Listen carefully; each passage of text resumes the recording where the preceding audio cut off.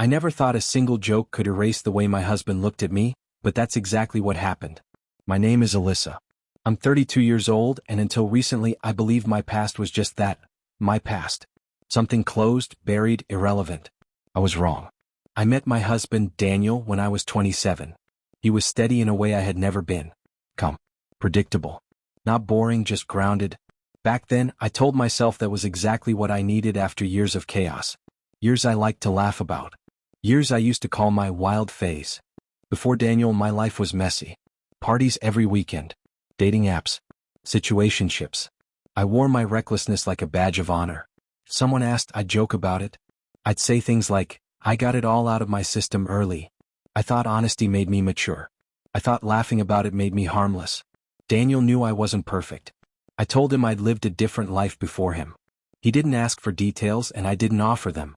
I took his silence as acceptance. What I didn't realize was that silence isn't the same as comfort. We were married for 3 years. By most standards, it was a good marriage. No cheating. No screaming matches. No dramatic fights. Daniel worked hard. I worked part-time. Our life was quiet. Safe. Sometimes, if I'm being honest, it felt too quiet. And I think part of me resented him for that. The night everything cracked open, we were at a small dinner with friends, mostly co-workers of his. Couples who talked about mortgages, promotions, and future plans. I felt out of place like I always did around them. They were polished. Responsible. I felt like I was playing a role. Someone joked about how people change after marriage. Another woman laughed and said, "Thank God I didn't marry the guy I was dating in my early 20s. Everyone chuckled. Without thinking, I jumped in.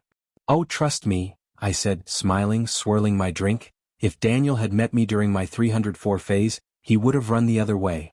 The table went quiet for half a second, then a few people laughed. I laughed too. It felt harmless. Self-deprecating. Honest. I glanced at Daniel, expecting his usual polite smile. He was staring at his plate. I didn't stop there. That's the part that still makes my stomach twist. I mean, seriously, I added, trying to keep the mood light, I was not wife material back then. Absolute chaos. More laughter. Someone said, "Well, you cleaned up nicely." I smiled, basking in it. I didn't notice that Daniel hadn't touched his food. On the drive home, I was still riding that buzz you get when people laugh at your joke. I talked. He stayed quiet. Finally I said, "What? Did I embarrass you or something?" He didn't raise his voice. He didn't snap.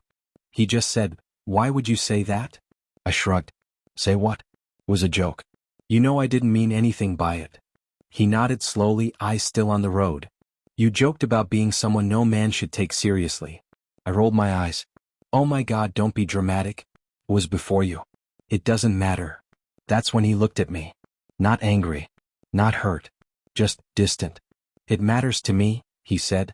"Because you said it like you're proud of it." I laughed again, nervous this time. "You're overthinking. Everyone has a past." "Yes," he replied. "But not everyone makes it a punchline." The rest of the drive was silent. I went to bed annoyed. I told myself he was being insecure. That he needed to get over it. He always did.